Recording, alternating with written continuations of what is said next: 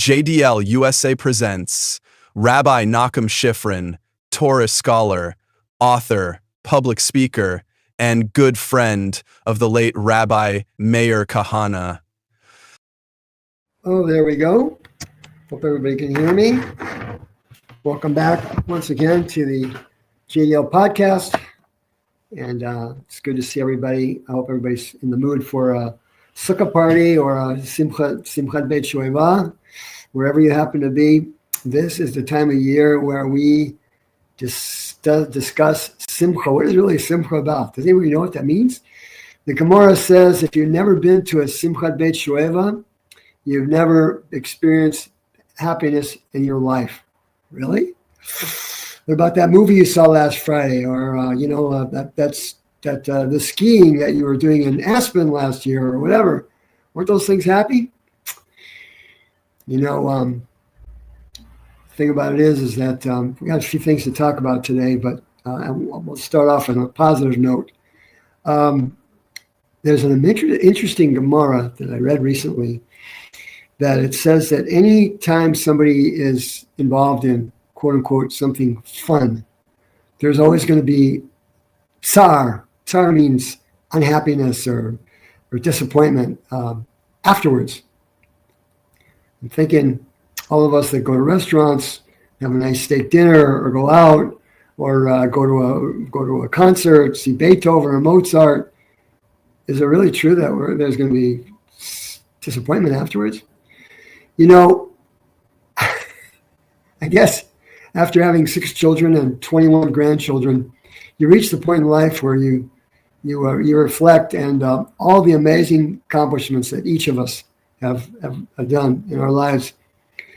It seems like the most worthwhile accomplishment is our getting close to our Creator. And the only way, of course, we can do that is through His commandments and learning His Torah. And after a while, like I said, in my case, about 40 years, I finally figured that out. Now, does that sound blasphemous? I don't know. But the truth is there.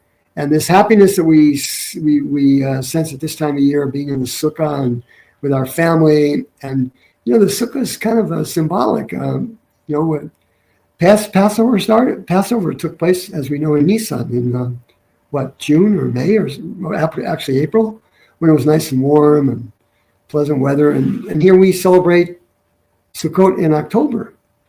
I remember being in a sukkah once in Hamburg, Germany. Between the snowflakes in our soup, it was a real challenge, right? So the idea here is that Sukkot, it's a thatched hut, temporary dwelling, and it always reminds us of who we are and what we are.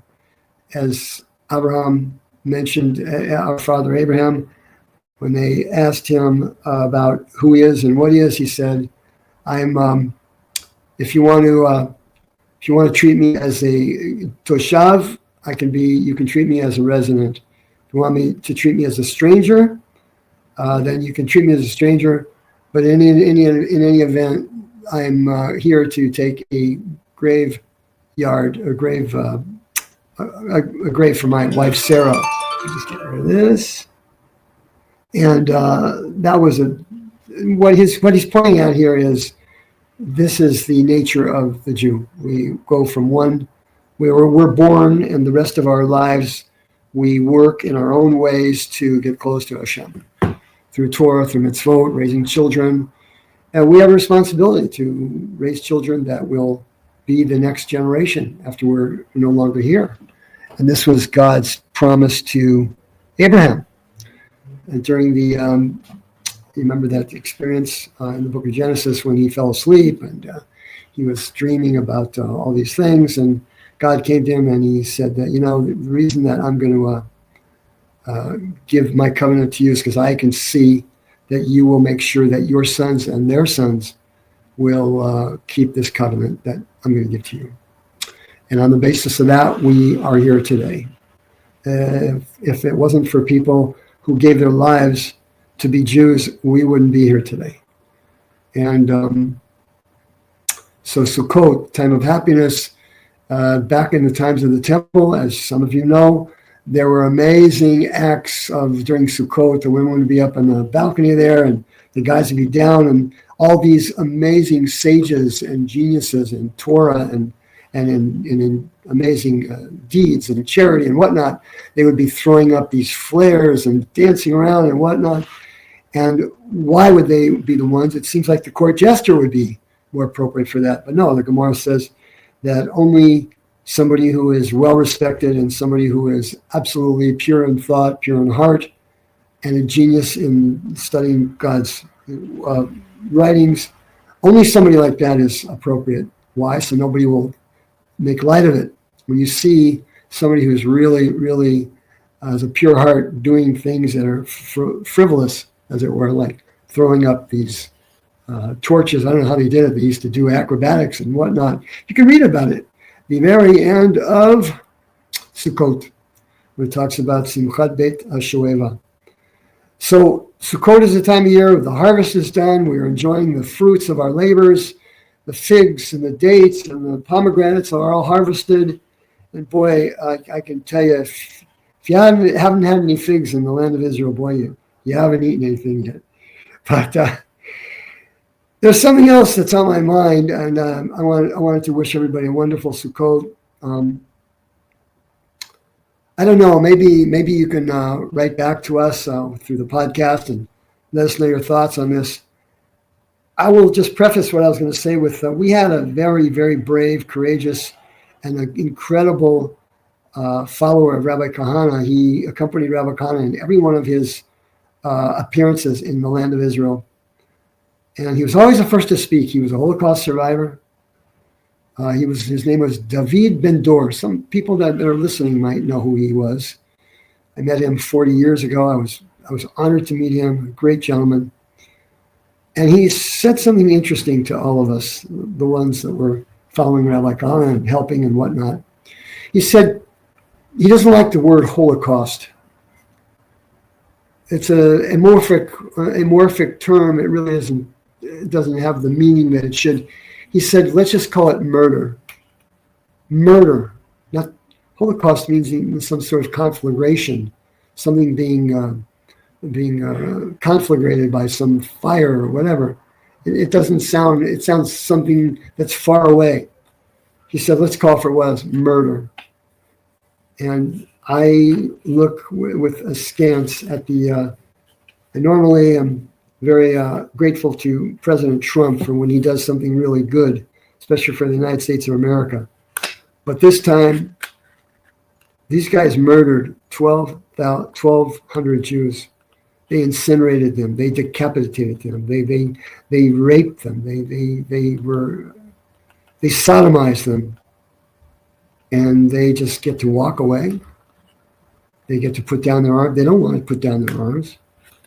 They've got more work to do. They've got more Jews they need to kill. Why would they want to put down their arms? You can be sure that if they put them down in Gaza, they will take them up. They will retake them up somewhere else, whether Iraq or Afghanistan or Pakistan or wherever else. But these are murderers, and we're letting them off the hook. So I don't believe in this. This thing is peace is. There's no peace with people that want to murder you, that are determined to murder you, that vow to murder you, that swear that they're going to murder you, and that's the only reason they're in this world, to build more tunnels, spend trillions of dollars with endless tunnels, so they can murder one Jew. That's all they're interested in. So as far as I'm concerned, there's no peace with these people, and sounds a little bit, maybe a little bit. Unusual for somebody who, of course, who is following God's laws and is trying to make amends with being a Jew and listening to the Torah. But this is something we learned from the Torah itself. When Dinah was walking around in Shechem, you probably remember when Dinah was one of the children of Jacob, and when they entered the land by Elon Moreh, which is still today there as one of the Yishuvim in the Shomron, in the mountains of the Sumerian mountains. Dinah was walking around and she was raped by the king of the son of the king of Shem. And the sons of Jacob were absolutely horrified. And they said, Akezona achotenu. Is our daughter, is our sister, shall she be treated like a whore? Is there no justice here? And the truth is, sons of Noah, everybody else but the Jews are the sons of Noah. Actually, we're sons of Noah as well, but sons of Noah applies, that appellative applies to the people that take upon themselves the Noahite laws. As many of you know, 7 Noahite laws.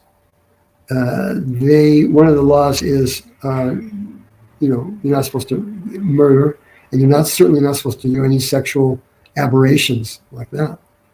So because nobody took umbrage with that, and there was no courts, there was no accusations, they're all guilty. That's what it says. It's called a collective punishment. And Shimon and Levi did what they did, killed all the males in that town, I think 30,000 or 20,000 or whatever. For some people, it may seem a little bit, over the top. But when you think about it, if there's no justice and there's no law, then it's the law of the jungle, and that's what we have now. The message is, ladies and gentlemen, my dear friends, the message here with this peace deal is it's okay to murder Jews. You can put down your guns and just walk away.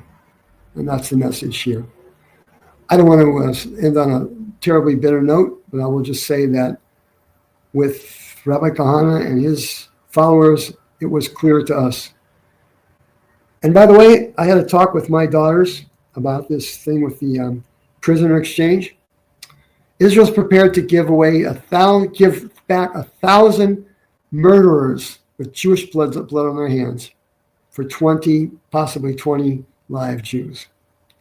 I told my daughters, I said, I don't want the blood of another Jew on me. I'll stay in Gaza. You don't need to release those people whose hands are dripping with Jewish blood in order for me to be free. That sounds a little bit hyperbolic, perhaps, but I wouldn't want that on my mind or on my soul or my conscience. I couldn't live with it. And I had a talk with somebody else about this, and he was very, very, very guarded in the way he talked to me, and very sheepish about this whole thing. He loves his family so much he can't imagine doing anything like I would do. And I told him, you know something? There's things that are worse than death. Death is not so bad. There's much worse than death. And these people are about to experience it. Those people that are being released, they will have on their conscience that somewhere, somehow, a Jew is either going to be killed or going to be targeted to be killed because of them. It's a terrible thought, right? But it's real, and it is what it is. And it's something that the Jewish idea talks about all the time. On that word, as we celebrate in our Sukkot, and we have much more celebrations to do, we thank God. The 40 years in the desert, if you've ever been to the Sinai desert, you know the clouds of glory were certainly a welcome thing. And the schach, the stuff that we have on the top of the sukkah is symbolic of those clouds. And we give thanks to God for all the chesed and the kindness that he gave us during the desert. Water, food, our clothes never wore out. It was such a big miracle for 40 years. And now's our time to be grateful and thankful and to dance and to make a l'chaim and to have a glass of wine with our friends and our family. And on that good word, I will wish everybody a Chag Sameach, Shabbat Shalom. God bless you all. Please do give and help support the JDL podcast. Thank you so much. God bless everybody.